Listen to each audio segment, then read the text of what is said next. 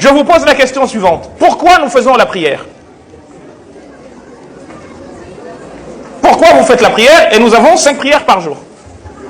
Pourquoi? Parce que Dieu l'a prescrit. Là est le problème. Dieu ne prescrit jamais rien pour rien, n'est-ce pas? Quel est le statut, quel est le rôle que Dieu a donné à la prière dans le Coran? Se rappeler de lui. Il dit se rappeler de lui. C'est pas très loin, mais c'est pas la bonne expression. Au début de Sourate Taha, Dieu dit la chose qui suit. Il dit à Moussa alayhi salam, wa aqimis salata li dhikri. Fais la prière li dhikri. Je ne traduis pas encore ce mot. Dhikr veut dire parler d'eux. Mais on va au-delà de cela au fond. Dans un autre verset, il dit fadhkurullah, parler de Dieu ka dhikrukum aba'akum ou aba'ikum, parler de Dieu comme vous parlez de vos pères, ou ashadda dhikra, ou plus encore. Et la question que j'ai envie de vous poser est la suivante. Est-ce que quand ton père est mort ou quand ta mère est morte et que tu parles de lui, tu t'assois, tu dis papa, papa, papa, papa, papa, papa? C'est comme ça que l'on fait ou pas? Quand est-ce que ça veut dire quoi qu'on parle de son père ou qu'on se rappelle son père?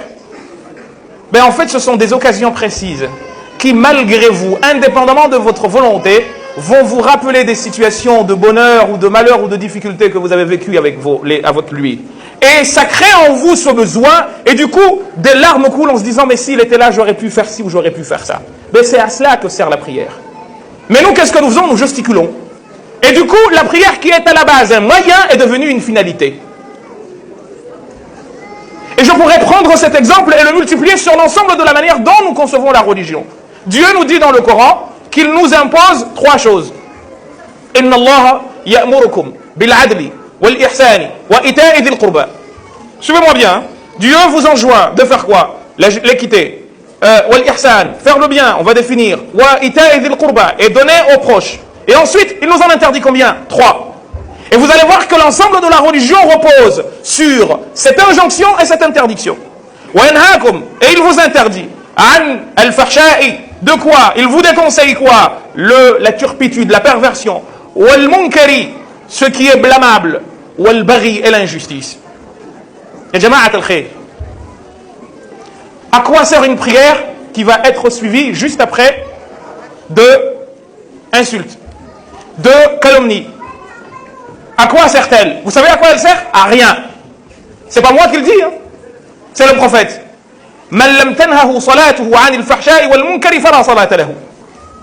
Celui dont la prière ne sert pas à le mettre à l'abri de ses turpitudes, de ses péchés, eh bien sa prière ne sert à rien.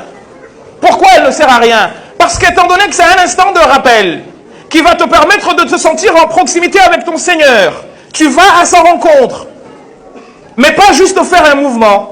Et que la rencontre avec ton Seigneur ne te rappelle pas que tu dois te comporter vis-à-vis de ces 3 interdictions de la manière la plus sérieuse qui soit, et vis-à-vis de ces 3 obligations de la manière la plus engagée qui soit, ben en fait elle ne te sert à rien, parce que même quand tu vas au contact de ton Seigneur, tu ne te souviens pas de lui. C'est à cela que sert la prière. Nous en avons 5 par jour. Au lieu d'attendre par exemple que l'Aïd vienne, et qu'on se dise tiens, si mon père était là, ben non, on te dit Dieu il t'a donné 5 fois par jour. Pour qu'à chaque fois tu... Et vous savez d'où vient le mot Allah? Certains disent il vient de ilah. Et ilah vient de l'arabe alaha. Et alaha en arabe ça veut dire quoi? Ça veut dire en fait qu'on est on est persécuté par exemple, ou on a peur, et qu'est-ce qu'on fait? On trouve refuge auprès de la personne en laquelle on a le plus confiance. On dit alahatin naqatu ila ummiha. Le dromadaire ou le petit chamois, il va à la rencontre de qui? Il va se trouver refuge auprès de sa maman. Mais c'est de là que vient le mot ilah. D'où viendrait Allah? Et nous, qu'est-ce que nous faisons? On va, non pas parce qu'on a conscience de cela, mais juste parce qu'on nous a dit il faut prier 5 fois par jour, et on va, on gesticule et on s'en va. Salam alaikum. Et on se dit, ah ben toi, je suis débarrassé. Mais tu es débarrassé de rien du tout parce que tu as juste gesticulé. Donc aujourd'hui, qu'est-ce qui se passe? Nous avons un islam de forme et pas un islam de fond. Et vous prenez le jeûne, vous avez la même chose. Le jeûne, on en fait une fin, alors que c'est un moyen. Kutiba alaykum as-siyamu kama kutiba ala alladhina min qablikum la'allakum tattaqun. La finalité du jeûne, c'est quoi? C'est que vous accédiez à la piété. Et la piété, c'est quoi? Eh bien, c'est justement d'être dans cette relation de confiance où tu t'abandonnes au Seigneur. Mais tu ne le fais pas. Pour cette raison, on t'a dit quoi? Le prophète, quand il a défini le jeûne, il a dit quoi? As-sawmu junnah. Le jeûne, c'est quoi? Junnah. C'est une sécurité, en fait. Jannah en arabe veut dire couvrir. Ce qui est caché. Le djinn est appelé djinn parce qu'on ne le voit pas. Et le jannah est appelé jannah parce qu'il n'est pas visible. Donc, as-sawmu junnah. C'est une couverture. Pourquoi? Parce que tu es sous la couverture de la miséricorde de ton Seigneur. Donc il te dit quoi? Si quelqu'un te cherche des noises, ou cherche à se battre avec toi, pourquoi? Parce que j'ai compris. Pourquoi me disputer avec toi alors que j'ai compris? Moi je suis déjà je suis sous la couverture de Dieu. Qu'est-ce que j'ai à me prendre la tête avec quelqu'un? Donc aujourd'hui nous avons une compréhension inversée de la religion. Quand je vous dis qu'il faut vraiment revoir les priorités, mais complètement. Ce que nous faisons, encore une fois, Dieu nous les a prescrits, les prières, les piliers, tout ce que vous voulez, afin de réaliser ces objectifs.